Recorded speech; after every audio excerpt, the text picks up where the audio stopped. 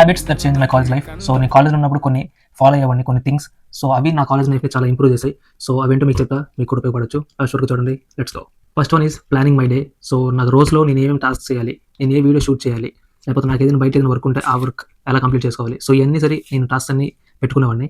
మనకి ఫోన్లో note pad అని చెప్పి ఒకటి ఉంటుంది. సో ఆ అప్లికేషన్లోకి వెళ్ళి టుడే మై వర్క్ అని చెప్పి ఉంటుంది. అది ఇప్పుడు ఉంటుంది నాకు, టుడే మై వర్క్ అని చెప్పి. సో అందులో నా టాస్క్స్ అన్ని పెట్టుకునేవాడిని. నా ఈరోజు ఏం వీడియో షూట్ చేయాలి, ఏ వీడియో ఎడిట్ చేయాలి, ఏ వీడియో అప్లోడ్ చేయాలి, లేదా నాకు ఏదైనా బయట ఏదైనా పని ఉంటే అది చూసుకోవాలి. సో ఇవన్నీ నేను ఏదైనా కొనాల్సి ఉంటే ఆ కొనేది ఏంటి, సో మార్కెట్కి వెళ్ళి ఏదైనా కొనాలి, సో మార్కెట్లో ఏమేమి కొనాలి, సో అన్ని ప్రతిదీ నేను ఆ టుడే లిస్ట్లో ఉంటుంది. సో నేను ఆ డే అనేది అలా ప్లాన్ చేసుకునేవాడిని. సో మీకు కూడా ఒక స్కెడ్యూల్ పెట్టుకోండి. సో ఏం చేయాలి ఈరోజు నా టాస్క్ ఏంటి అనేది రాసి పెట్టుకోండి. నోట్ ప్యాడ్లో రాసుకోండి. బుక్ పట్టుకోండి, రాసుకోండి నేను చెప్పను. నోట్ ప్యాడ్ ఉంటుంది ఫోన్లో, అందులో ఫిల్ చేసుకోండి.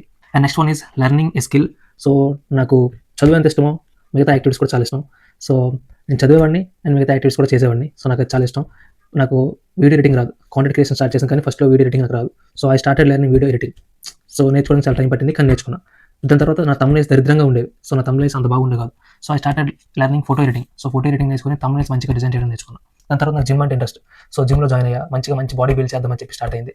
So I'm going to gym. దాని తర్వాత నాకు బాక్సింగ్ అంటే ఇంట్రెస్ట్. సో బాక్సింగ్ పైన నేను ఫోకస్ చేశాను. ఒక 2 months అలా ప్రాక్టీస్ చేశాను. అంటే నాకు ఇంట్రెస్ట్ ఉన్నంత వరకు సో ప్రాక్టీస్ చేశాను, అది పక్కన పెట్టేసాను. దాని తర్వాత నాకు గేమ్స్ అంటే ఇంట్రెస్ట్. సో గేమ్స్ ఆడడానికి ట్రై చేశాను. సో ఫస్ట్ అంటే గేమ్స్ అంటే ఇంట్రెస్ట్ ఉండేది కాదు. దాని తర్వాత ఎందుకు ఇంట్రెస్ట్ వచ్చిందో తెలియదు, గేమ్స్ ఆడాలనిపిస్తుంది. So I started learning games and I started playing games. So అలాగా ప్రతి ఒక్క స్కిల్ నేను ఇంప్రూవ్ చేసుకుంటున్నా, ప్రతి ఒక్క స్కిల్లో నేను పార్టిసిపేట్ చేయడానికి ట్రై చేస్తాను. ఎందుకు నాకు తెలియదు, నాకు ఇంట్రెస్ట్ వస్తుంది అంతే. నాకు చేయాల్సిందే అని నేను పట్టుబట్టి చేయట్లేదు. అలా అయితే చేయలేమేమో. నాకు ఇంట్రెస్ట్ వస్తుంది, సరే ఈరోజు గేమ్ ఆడదాం. నాకు క్రికెట్ రాదు, అస్సలు రాదు.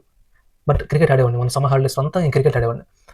దాని తర్వాత నాకు వాలీబాల్ రాదు, నాకు వాలీబాల్ అసలు రాదు. సమ్మర్ హాలిడేస్లో వాలీబాల్ నేర్చుకున్నా, వాలీబాల్ ఆడా. సో ప్రతి ఒక్కటి ఇంప్రూవ్ చేసుకున్నాను. వాలీబాల్ ఇప్పుడు నేను ప్రో లెవెల్ గేమ్ ఆడేస్తాను, నేను ప్రో అని చెప్పను కానీ ఐఎమ్ ప్లేయింగ్ వెరీ వెల్, పర్లేదు బాగానే ఆడుతాను. సో ఇలా మీకు స్కిల్స్ ఉంటే అవి ఇంప్రూవ్ చేసుకోండి కాలేజ్లోనే. సో ప్రతి ఒక్క స్కిల్ నేర్చుకోండి. వీడియో ఎడిటింగ్ కావచ్చు, ఫోటో ఎడిటింగ్ కావచ్చు, వీడియోగ్రఫీ కావచ్చు. నాకు ఫోటోలు తీయడం బాగా ఇంట్రెస్ట్. సో ఏ యాంగిల్ తీస్తే ఎలా వస్తుంది, సరే ఒక ఫోటోగ్రాఫర్లో ఫీల్ అయిపోయాను నేను. సో అలా తీసేవాడు అనమాట. సో నేర్చుకున్నా కొంచెం యూట్యూబ్లో వీడియోలు చూడడం, కోర్సులు ఉంటాయి కోర్సులు చూడడం. సో అవన్నీ చూసి నేర్చుకున్నాను. సో నాకు ఇంట్రెస్ట్ ఉంది ప్రతి ఒక్కటి నేను నేర్చుకున్నా. సో మీకు కూడా అలాంటి ఇంట్రెస్ట్ ఉంటే ఈ కాలేజ్ లైఫ్లో నేర్చుకోండి.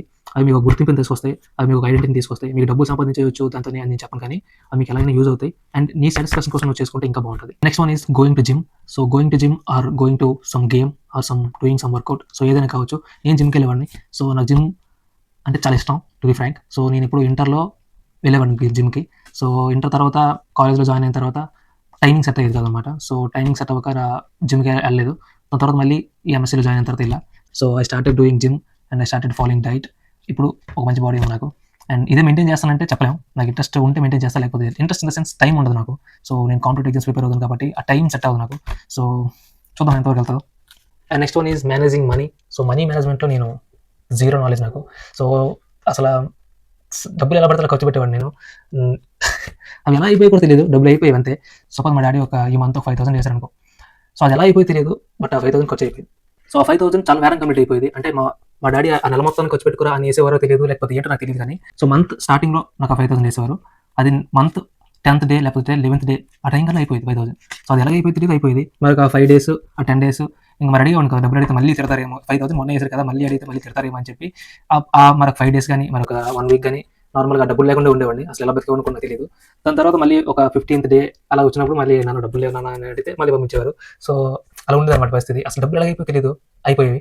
సో మనీ మేనేజ్మెంట్ చాలా ఇంపార్టెంట్ కాలేజ్ ఉన్నప్పుడు. సో మనం ఎప్పుడైతే మనీ ఖర్చు పెడతాం కాలేజ్ ఉన్నప్పుడు, I know that money manage చేసుకోండి.